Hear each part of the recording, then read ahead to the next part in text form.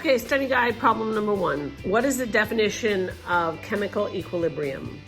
Our definition, according to the book, which you should have been able to find there, chemical equilibrium is the point at which the rate that is of the forward reaction equals the rate of the reverse reaction. So you have stuff flowing this way, but you have stuff flowing that way. All right? Number 2. Does a chemical reaction actually stop once the equilibrium is reached?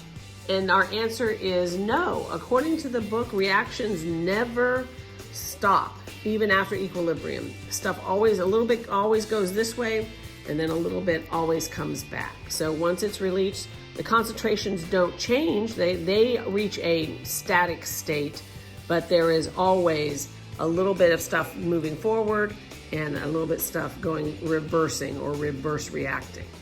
Okay, number 3. A chemist is studying 2 chemical equilibria. Reaction A has an equilibrium constant equal to 1,213 m, while reaction B has an equilibrium constant equal to 0.344 m squared. Which reaction will make more products? Now the goal is to make products, and so according to our equilibrium constant, C to the C, D to the D, those are both products. They come from the product side. The bottom parts, the A to the A, B to the B, come from the reactant side. So if our products are big, that'll make our answer, our K, very large. So here's 1,213. That is way larger than 0.344.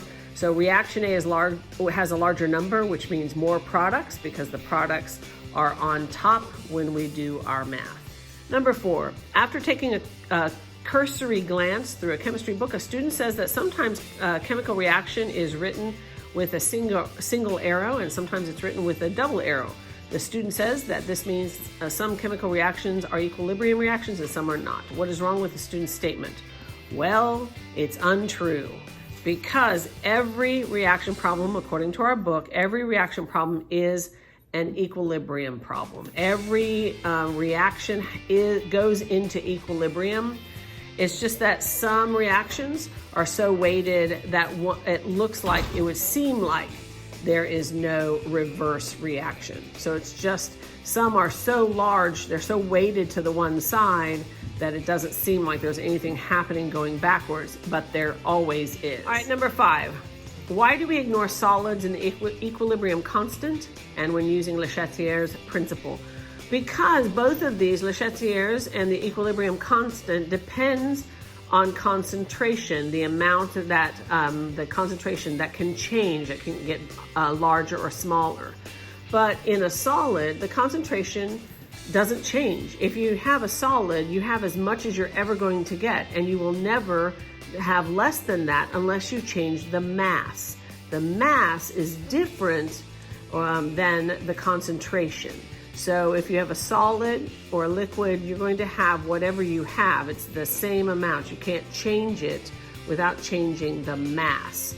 In a concentration, you can have the same 3 milliliters and it can have a lot more of the acid or base or whatever in it than it could due to another thing, where a solid, if it's 3 milliliters, it's going to be 3 milliliters, same amount, right? It's not going to change.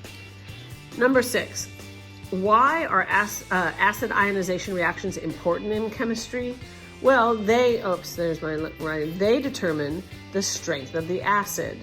So they're very important. So remember when we were looking at them in our OYOs, we talked about how big the ionization is, and we were able to tell how strong an acid or a base was. Number 7, what are the limits of the pH scale? Well, they go from 0 to 14. So very acidy is 0, very basey or basic is what they call it. Very basic is 14, which 7 is neutral. So that we go from 0 to 14. All right, number 8, 3 solutions have the following pH levels, which is or are the acidic solutions. So we have chemical A with a pH of 1, chemical B with a pH of 10, and chemical C with a pH of 7. The 1 pH is obviously an acidic solution because anything below a pH 7 is acidic. Number 10 is not, it's closer to 14, which means it's more basic, and 7's right in the middle, so it's neutral. All right, number 9. 3 acid solutions of equal concentration have the following pH levels. So solution A has a pH of 1, solution B has a pH of 4, and solution C has a pH of 11.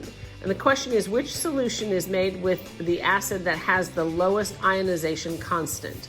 So it's a bit of a trick. So first of all, we know that a pH of 1 is supremely acidic, 4 is kind of moderate, but 11 is way past the neutral zone. It's actually more basic.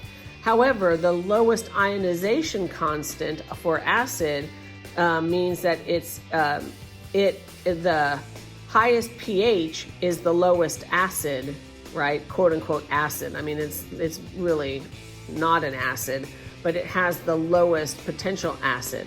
And so because it's has the lowest acid, it would have a low ionization, means a weak acid. So solution C is going to be your answer.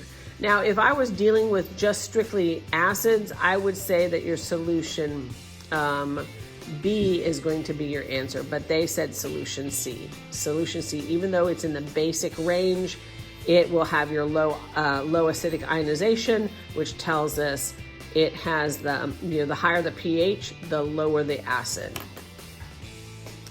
Number 10, where does acid rain come from?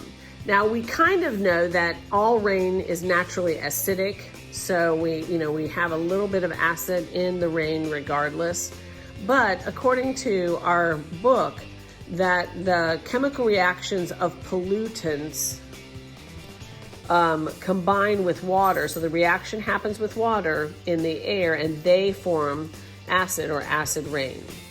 So the chemical reactions of pollutants and water. So the pollutants and their examples of pollutants are SO3, which is sulfur trioxide, and NO2, which is nitrogen dioxide. And that's it.